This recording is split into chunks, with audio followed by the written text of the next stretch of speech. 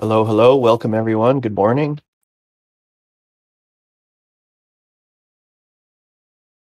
So I think we'll get right into this. So thanks for coming. Thanks for being here for Furucombo's Flashloan workshop. So yeah, if you can't hear me, can't see anything, just let me know. We are going to be having a AMA, or sorry, if you have any questions at the end, we'll get around to those, but we'll kind of go through all the content first. And we'll see if your question gets answered. So this workshop will kind of be around the theory of setting up a flash loan, what considerations you need to look for, the tools you're going to need to find a profitable flash loan. And then we'll go over some examples of other flash loans that people have done and the profit that they've seen on that. So we got lots to share today. If you do stick around to the end, there's going to be a OAT to claim for this event as well. There's going to be something that you have to do in order to get it, so you'll have to stick around to the end to see what that is. But more importantly is kind of the content that we're sharing here. Quite a few people are interested in flash loans now, so this should help kind of people understand what they need to do to set things up, potential problems they're going to run into, and that sort of thing. So yeah, let's get right into it. So there are basically three kinds of flash loans that you can do on Furucombo. The first, and the one we're going to focus on today, is around arbitrage opportunities. So basically an arbitrage is just a purchase and sale of an asset in different markets to make a profit from the difference in asset listed prices. So an example of this is the combo token is maybe selling for 15 cents on QuickSwap and 20 cents on SushiSwap. Therefore, you can purchase the token on QuickSwap for less than you can sell it on SushiSwap. So therefore, we have a potential arbitrage there. So there are some things you need to consider when you're looking at this, but we'll get into those as we go through the workshop here. The next potential use case for flash loans is a collateral swap. So this is swapping between your borrowed collateral on a lending platform, whether that's Compound or Aave, and you can do this using a flash loan without having any upfront funds. So typically, when you borrow from a platform, there's a limit, 75% of what you deposit. So basically, this allows you to swap without having to bring in more funds to refund your initial values and then, redeposit and borrow in a different token. So some benefits of this might be to change your exposure to the market, depending on which assets you've provided collateral as. Maybe some will be providing higher APY or a better collateralization ratio, allowing you to borrow some more. So we do a collateral swap in the Furucombo 101 workshop. So I've linked it here. The timestamp there is 2322 if you want to see how that combination works. And then the third type of flash loan that you can use Furucombo with is a self-liquidation.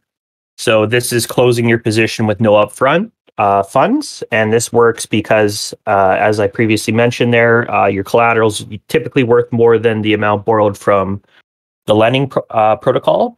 So you can use a flash loan to make up the difference in funds and then repay the flash loan in the end. But this workshop is typically going to focus on the arbitrage opportunity. I'd say, 75% of what people are doing with flash loans are done with the arbitrage. So what's the main use case for flash loans? Well, as I mentioned, arbitrage. So, a lot of people will try to create an arbitrage and they'll just do like a 1-2 swap. So flash loan cube, maybe do a swap, and then back to flash loan closing again. But typically those kinds of flash loans aren't going to yield positive results. So one thing I like to mention is kind of be creative, try to think of some arbitrage opportunities that are thinking a little bit outside the box. So maybe some triangular swaps, swapping more than just one token, using multiple tokens to arbitrage and trying to find those differences in prices on the different dexes to give you some profit there. Another interesting one that people often forget about is LP tokens. So as we'll see once we get to the profitable transactions or profitable flash loans, one of the ones that people have found some luck on is the LP token. So purchasing maybe an LP token on SushiSwap and then unpooling that specific token, maybe it's on Curve, and then getting those base assets out of that LP token, selling those back, and then repaying the flash loan, they're able to find some profit. So that's an interesting one to check out. Index tokens, debt tokens, pool tokens, stuff like that. And then the third one to check out is you can always use custom tokens. You don't have to use the tokens on the whitelist. So you can use maybe some low cap tokens and look for potential arbitrages there. If the token is a little bit lower liquidity, there may be some greater price slippage there. So again, there's other things you need to look out with that, but definitely custom tokens is another interesting avenue to check out. And then, a question I get asked all the time is, can you help me find a profitable flash loan? And the simple answer is no, I can't. We provide the tools necessary to create a flash loan arbitrage, but we don't always have the answers to finding a profitable flash loan. So I just want to bring up the app here before we kind of go over some considerations and make some troubleshooting tips. So this is where you would kind of start your day doing your flash loan. You can add your flash loan in here and choose which asset you want to borrow in. So this is set. You can't use custom borrowing, anything like that. It has to be assets that are available to be borrowed or flash loaned from Aave. So in this example, we can maybe use some DAI and we can set that. Now it pops two cubes up here, a starting flash loan and a closing flash loan. So you want to drag your swaps in between this. So the first thing we need to do is we need to use this asset here in order to make a swap to find a potential flash loan arbitrage here. So I'm going to just add a quick swap cube in between here like that. And then now we're left with the Matic asset here. So on the top left here, it shows you a initial funds required and what you'll receive. So right now you can see we still need to have 1,501 DAI. This $1.35 comes from this fee here, this 0.09% borrowing fee from the flash loan cube. So we need to take that into consideration as well. So let me just swap back to Matic to DAI maybe from the Paraswap cube.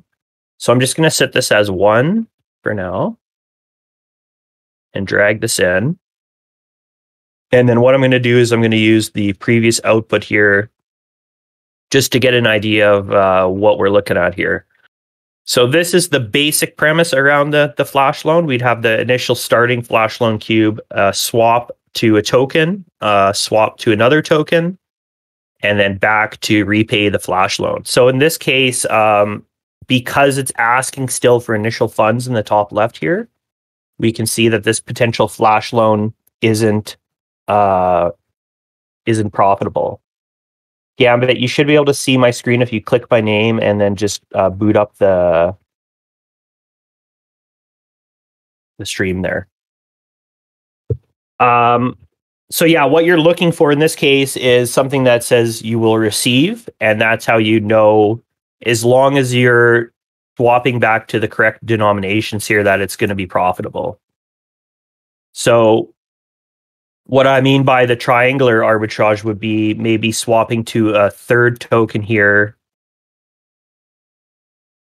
and then using that specific token to do another swap again, allowing you to kind of create this, more dynamic system of funds transfer that may be able to find a greater arbitrage opportunity between different it's not showing the, oh shoot. It's unfortunate. Okay. So shoot. Okay, maybe I'll just start over quick here. So this is where you would add your cubes here, and then you would add your Flashloan cube. Oh, what happened? Okay, and then this is the different tokens, as I mentioned before.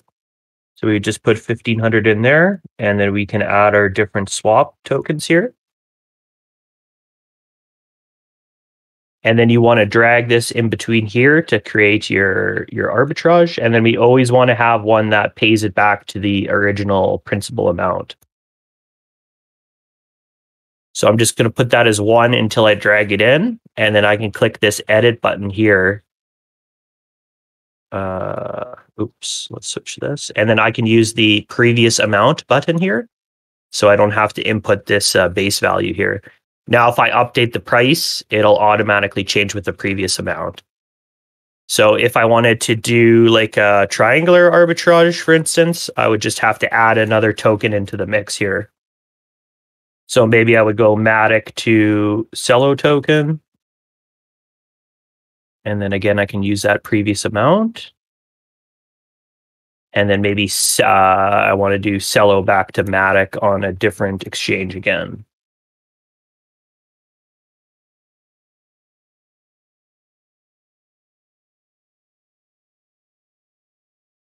And again, I'll use that previous amount. So we just would check then, okay, we got DAI into Matic, and then Matic into Cello, Cello into Matic, Matic into DAI. And then what happened to our, something happened with this Flashloan here.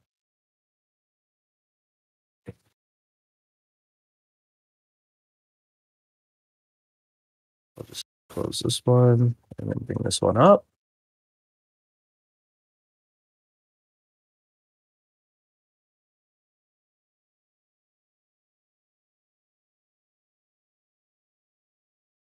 Okay, this is interesting. Okay, we might have just bugged the interface, but that's okay. You get the idea there. Okay, here we go. So this is better. So we got the Flashloan cube at the top. We were missing the one swap, but this would be a way of using 3 of the different. This is all messed up now, but using 3 tokens to create a triangular arbitrage there. So let's go back to the slides. Make sure I change this.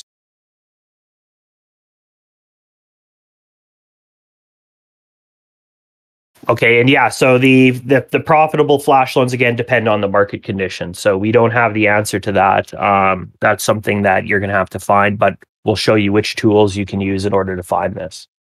So some things to consider when you're looking into arbitrage opportunities is the slippage. So this is the price difference at the time that the transaction is processed. So a DEX will show you the estimated price based on the latest information, but there is potential slippage in the difference between the listed asset price and the price that your transaction executes at. So again, if we go over to Furucombo interface here on the top right, you can see that there's this gear icon, and this is where you can change your slippage tolerance. So maybe you're okay with a 15% slippage, or you're dealing with a low liquidity custom token. You might have to change that slippage tolerance in order to get it to transfer.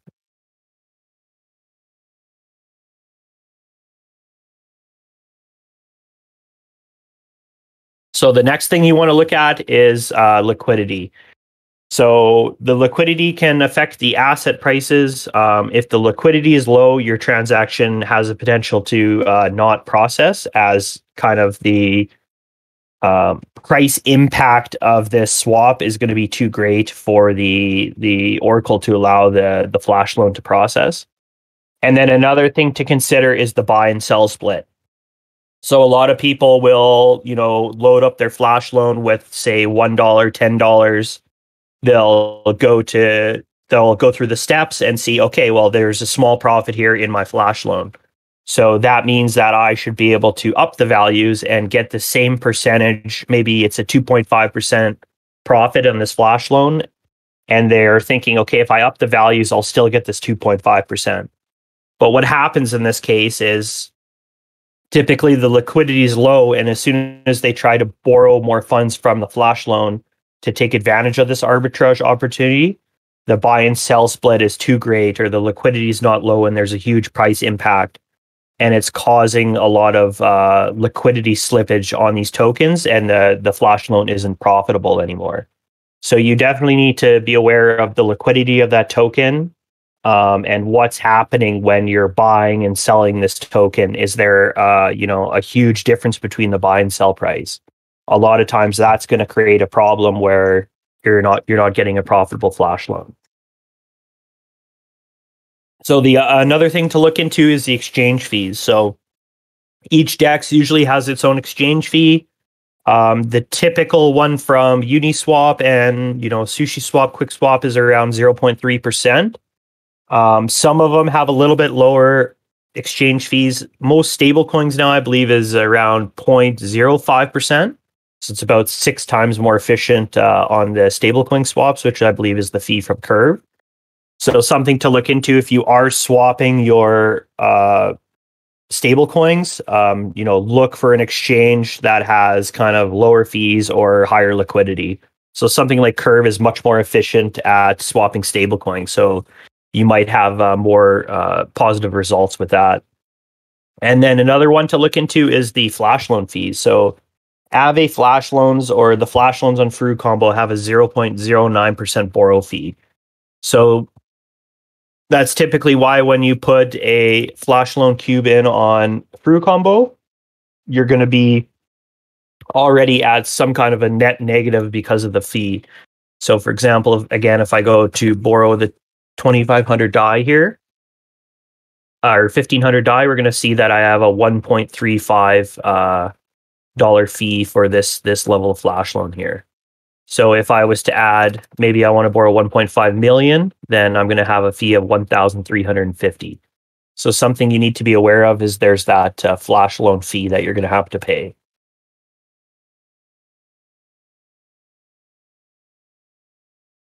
And then the last one that not a lot of people or less people are aware of is the kind of the botting network and the front running or sandwich attacks. So we'll have a specific slide for this to talk about this, but the arbitrage of the network is highly competitive. The majority now of arbitrage is done by sophisticated bots that are looking for these opportunities. So, a lot of times you have to either be quick. It's going to be maybe a transaction that these bots are, the smaller ones that they don't deem profitable enough to take the chance on it. And just be aware that, there's these potential attacks. And then we'll talk about how to reduce some of the risk of this as well. Crypto Bean asks, at some point, would it be possible to go over how to add custom tokens to the combo? Yeah, sure. We will tackle that at the very end here, definitely. Okay, so what are some tools then for finding arbitrage opportunities? Well, the main one is monitoring DEX prices. You can do that manually on Furucombo, or you can use, I listed 2 here that I like to check out, which is DEX Tools and DEX Guru. So you can, for example, I'll open up DEX Guru here. And you can just input, which tokens you're looking at on which different DEX in which market. So for example, if I put combo up here,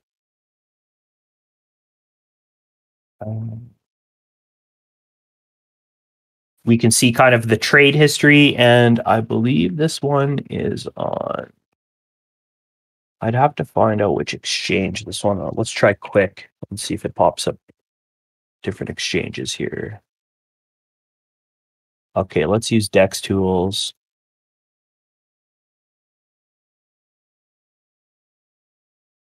So if I put the combo token up here, I can see that there's kind of listed different exchanges here. So SushiSwap, QuickSwap, Uniswap.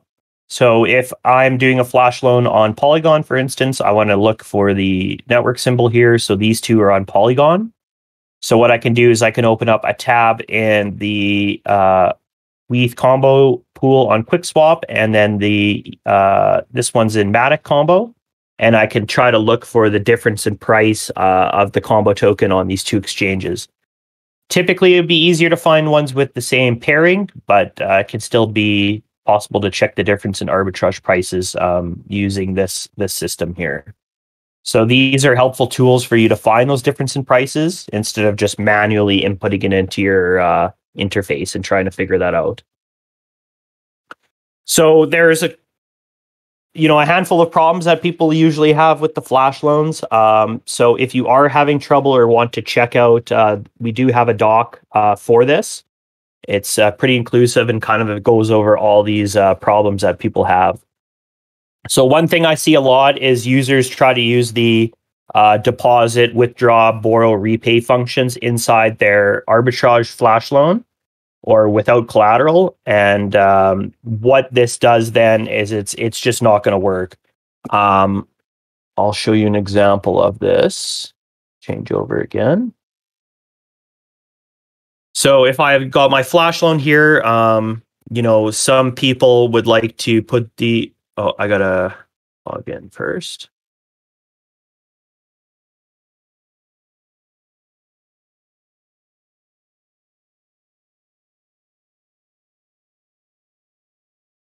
Okay, so they like to throw a borrow cube in there. Maybe they're gonna assume they're gonna borrow DAI here. They'll put 3,500, put it in the middle like that, and then see, hey, I'm gonna receive 2,150 DAI. So this must be a profitable transaction. But what they don't realize is, okay, this is borrowing from your collateral on Aave. And if you don't have enough collateral, this isn't going to work. The borrow function is going to allow you to borrow, presumably around 70% of your collateral. So if I have $10,000 in Aave in the deposited as collateral, then this borrow function is going to work for me. But this isn't giving you a profitable transaction. You're simply borrowing funds from your collateral. And if your collateral gets too high and you get liquidated, you're going to lose those original funds anyway. So you're not any further ahead than you were previously. So what I like to just tell people is just don't even worry about any of the Aave cubes besides the flash loan one if you're looking for arbitrage. Don't worry about deposit, withdraw, borrow, repay. Those are typically for the other strategies, self-liquidation, collateral swap. There are instances where you can get an arbitrage opportunity from these functions. For example, you can swap your collateral, and that allows you to avoid the DEX fees from the swap, and it allows you to avoid that slippage. But typically, that's like an advanced strategy. So I just tell people, don't worry about that until you have a good handle on the flash loans. So again, as I mentioned, another problem is the liquidity of a certain token is creating slippage issues. So if you're using a custom token, and maybe you're using that custom token on SushiSwap, maybe it's USDK or something like that, and you're trying to flash loan $10,000 and it's just not working and you're not understanding why, double check the liquidity of that token on SushiSwap. So you could go over to SushiSwap, you could try that same swap over there and you can check the price slippage. If it's, 50% or 60%, this transaction's typically not going to work unless you could try to set your slippage really high on your interface. But typically when the liquidity is that low and you're going through the process of borrowing these funds from the flash loan, the Oracle isn't going to allow you to execute that transaction. So check that out. One problem that people also have a lot of issues with is the price slippage between tokens when using a DEX aggregator. So the DEX aggregator is taking prices from all these different exchanges, and it's a little finicky. So if you are doing a flash loan with a DEX aggregator, What I would like to recommend people do, so on Polygon, we have one DEX aggregator integrated, which is Paraswap. So in this case, if I'm going to swap, let's swap DAI to Matic, and then Matic back to DAI, we'll do both Paraswap.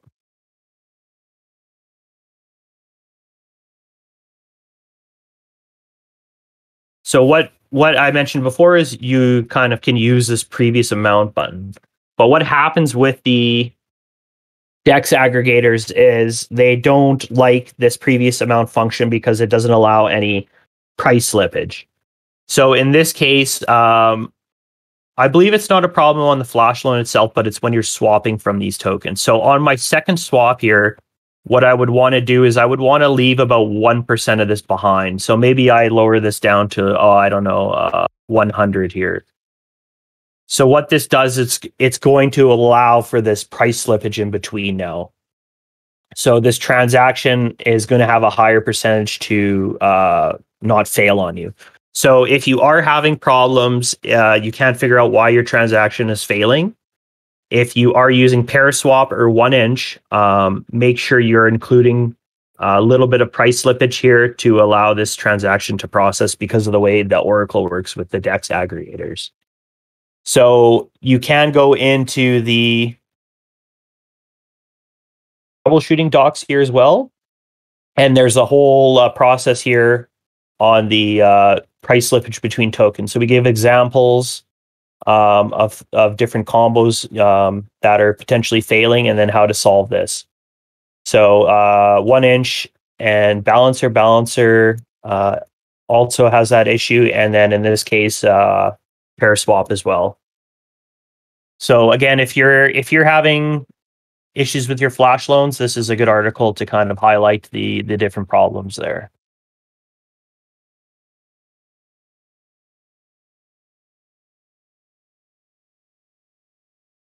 Okay.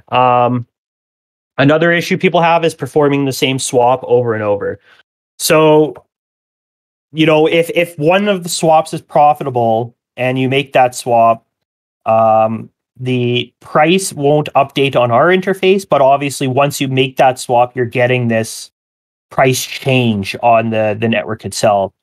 So say you have a profitable swap and you just keep adding the same cube in, boom, do the swap again, do the swap again. It may look profitable on your interface, but it's not going to work because the original swap is going to change the price action on the network or on that DEX, right? So it may allow you to add those cubes, but there's no way to determine proactively without that transaction changing those prices on the network to determine exactly what that price change is going to be. So there's no way for that to update on the interface, but that's going to have some effect on the profitability of your transaction. So performing the same swap over and over just isn't going to work. Another one I hear a lot is I complete the transaction, but nothing happens. So in a lot of cases, what would happen is it might say in the top left corner, you will receive, but in your latest price refresh, maybe it says initial funds, and now the flash loan isn't profitable. So typically when you're using DeFi, there's two transactions. You have to first approve and then you have to send. So with flash loans or with profitable flash loans, you don't have to approve any tokens because you're repaying those tokens. There's profit on the token, so you're only receiving. You're not necessarily approving the use of any of those tokens. So with a profitable flash loan, it will only say number 2, send. So if a flash loan becomes unprofitable and now you're having an initial funds of what you borrowed, the system will ask you to approve it before you send it. So a lot of times people will go to do the transaction, they'll do the approval, and they'll say, well, what happened? I completed the transaction, but I didn't get any profit. That's because they approved the use of that flash loan token, but they didn't actually send the transaction. And in this case, if they did approve and they did send, it would have been an unprofitable transaction anyways. So always make sure that if you're doing a flash loan, you're doing just the send button, and that it does say in the top left you will receive. If it shows approve, it's likely not a profitable transaction. Or you're doing a triangular arbitrage strategy, and maybe you're borrowing a little bit more or using some of your own token funds within those transactions or that set of steps there. Okay, and then so that's the troubleshooting. Again, you can reach out to the docs there and find all this information there. If you have more questions, reach out to us in the Discord. So, one of the biggest risks right now using the arbitrage flash loans is the idea of these front run attacks. So what does this mean? So since all these transactions are visible on the mempool before they're executed, kind of observers or bots can react to an action before it's included in a block. So you may input your transaction with 150 GUI. They can come in, if it's 150 GUI and the average transactions maybe around 155, 160, it could start creeping up. Your transaction may take longer to process. They can come in with 200, 300, 400 GUI, and they can front run your transaction. So typically a front run is just, you found an arbitrage, you executed the transaction, they come in with a higher gas fee and they get to that before you're able to get the benefit from that arbitrage. So there's another specific attack as well around this, which is called sandwich attack. So this is just a manipulation of the asset prices to make you lose money on your trade through low liquidity token swaps. So if you are doing a custom token, if you are doing low liquidity, you have to be very aware of the idea of a sandwich attack. So you may execute to swap, say, 1 Ethereum for a custom token, and then they come in and change the price of that. So your 1 Ethereum on the interface says, okay, you're going to be able to buy 1,000 of these tokens. They come in, they change the price, you execute your transaction, and now maybe you've gotten 50 of the tokens when you were supposed to get 1,000. They come in after that and they re-up the price on that. So if you go to sell your 50 tokens, it's only worth like 0.1 or 0.2 ETH. So you have to be very aware that these kind of attacks do happen. So again, check the liquidity and ensure that you're swapping on a token that can't be manipulated through these sandwich attacks without a large amount of losses or fund engagement for them. If it's only $1,000 for them to change the price, you may be susceptible to a sandwich attack. So how can we ensure we don't get attacked by these then? How do you protect yourself? So we do have something on Furucombo Ethereum right now, and that's called the MEV protection. So on the bottom left of your interface there's a little slider for transaction protection. And this is the option to send the transaction via MistX, which is another network that will kind of process your transaction separate from the original mempool. So you can use this to avoid front-running attacks. And then the interesting thing here is it'll refund you the cost of failure or cancellation if the transaction doesn't go through. So typically on Ethereum, once you send it, if your transaction fails, you're going to be out of the cost of the gas. Because MistX is using a different mempool, a different basically network to process the transaction, they can refund you if the transaction fails, so you don't have to worry about the cost of that. So there's some pretty good upside to just using the transaction protect, especially if you're doing arbitrage, and this will help you to avoid from the front-running attacks and the cost of failure or cancellation. So something really cool to check out there if you haven't had a chance to use that. Ensure that slider's set on and you can use that for your strategies. Another thing I like to mention is the transaction bot feed channel. So this channel's in the Discord. This will show you any transaction that's being processed through the Furucombo proxy. So at the top there, it'll show you the network. The dollar bag there is the amount of the transaction. and then you can decombo this to show you what was going on in that transaction itself. So what you want to look for if you're doing flash loan arbitrages is you want to look for those little lightning bolts on the ends there. So that's indicating or suggesting that there's a flash loan going on here. So this particular transaction, this was a collateral swap, but you would want to kind of this guy doing an arbitrage, or this person doing an arbitrage.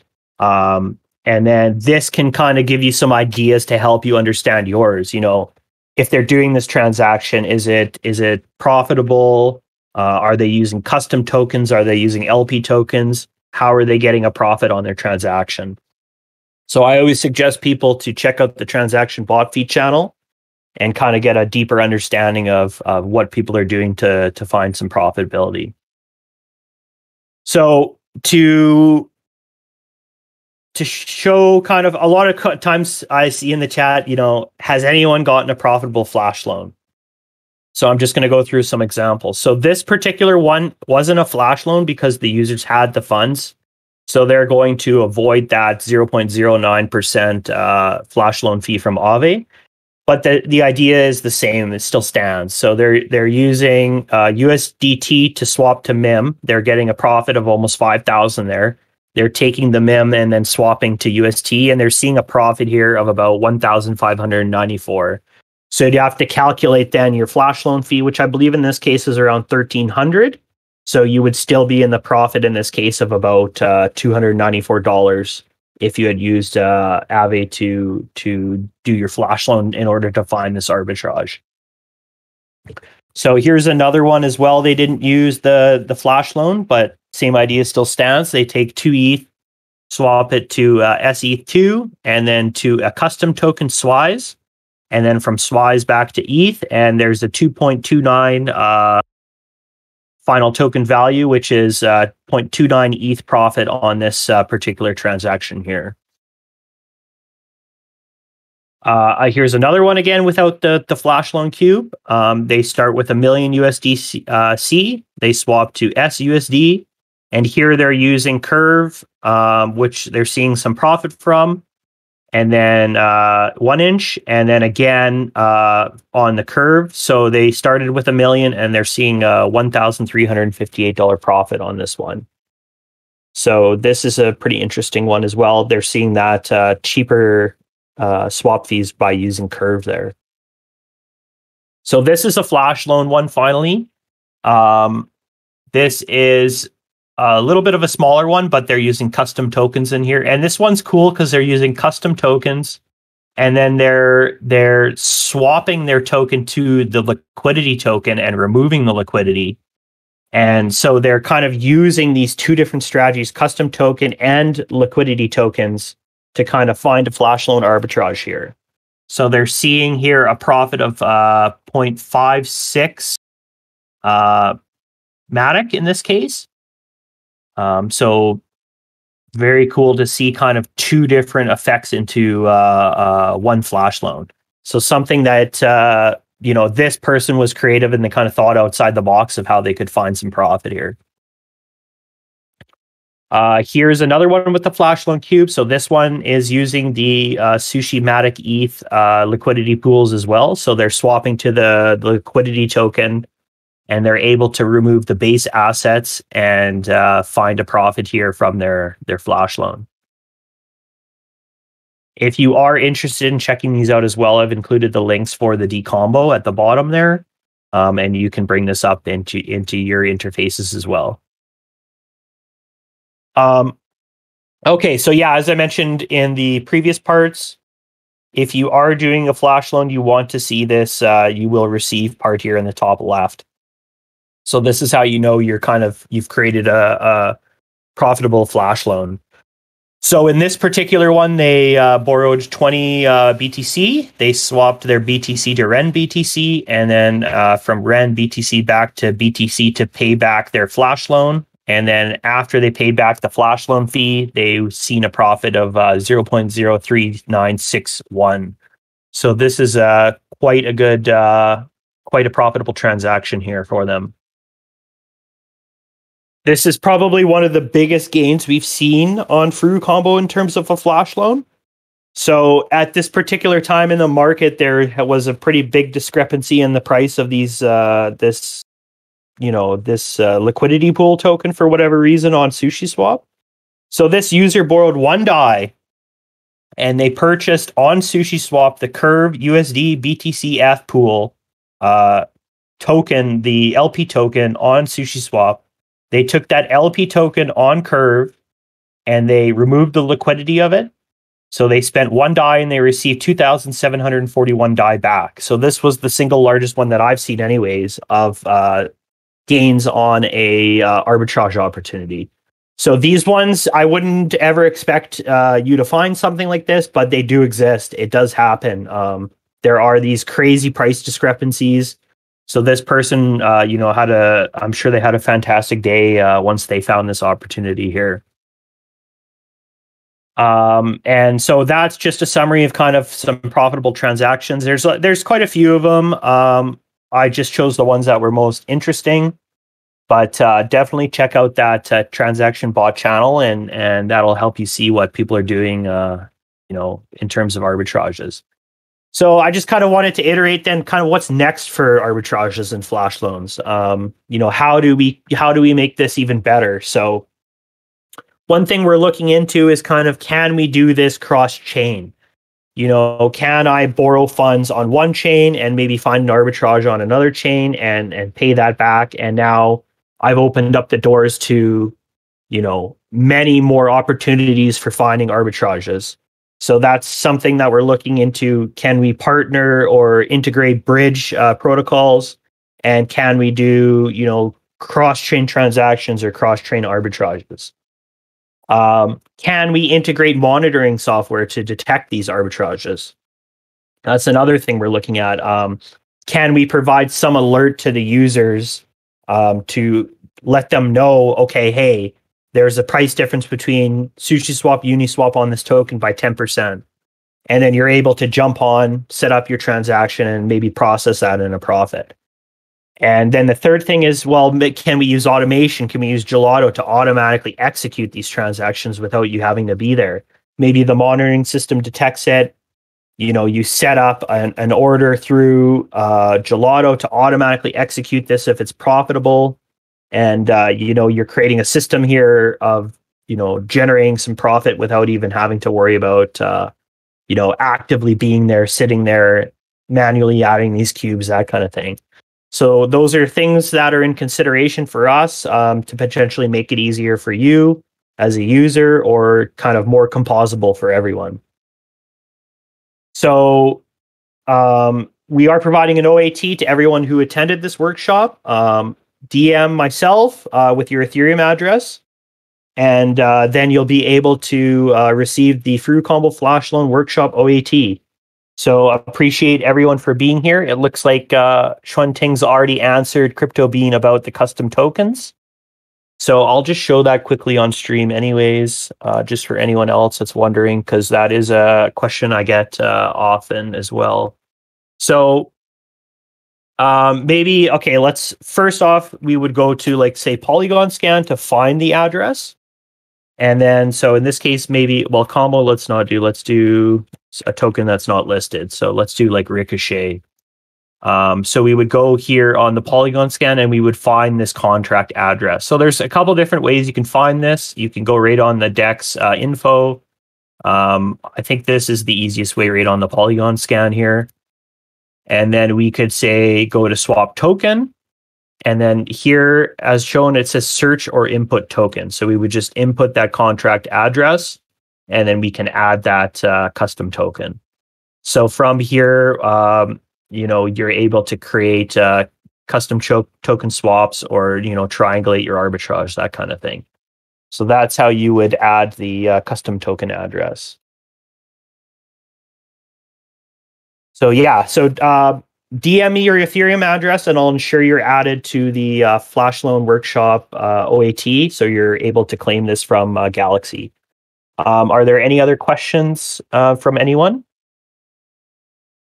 So is Furucombo going to be on the Binance Smart Chain network in the future?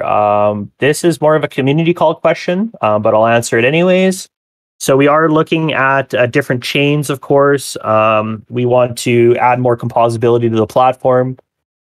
So we are kind of measuring where is the best place to kind of expand to, because it is a little bit of, we're looking at potentially a month and a half to get set up on a network, add the different dexes and different pieces in order to have like a composable network.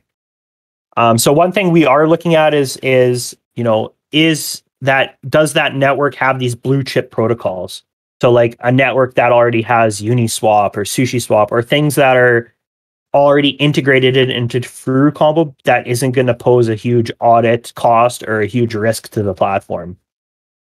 So I think the two front runners right now are kind of either AVAX or Layer 2 like Arbitrum.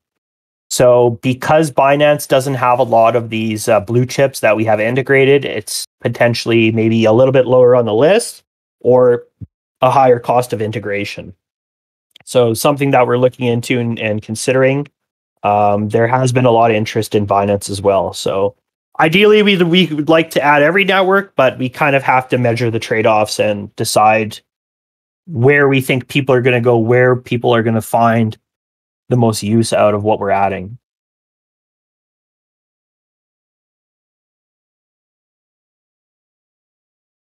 If you have any questions, feel free to drop them in the voice chat, or just jump on stage here and let me know your question.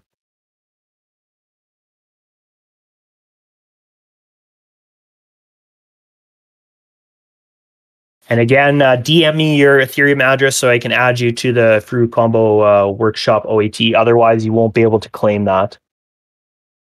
And Shunting has put in the chat the Optimism link. You can also check if you've received your Optimism airdrop from that. It's not claimable yet, but should be a really good one. And you definitely want to check if you're going to be eligible or not. Can you refer to more tools for a safe and true flash loan operation? If you're talking outside of Furucombo, I'm personally not aware of any other tools you can use for flash loans as composable as ours. If you're looking for tools that can help you find price differences in arbitrage opportunities, there are a few apps I haven't personally tried. But there's a couple that were mentioned in the chat. You can do search, and those are things that you need to download on your device. And they suggest that they're able to provide these tools for you.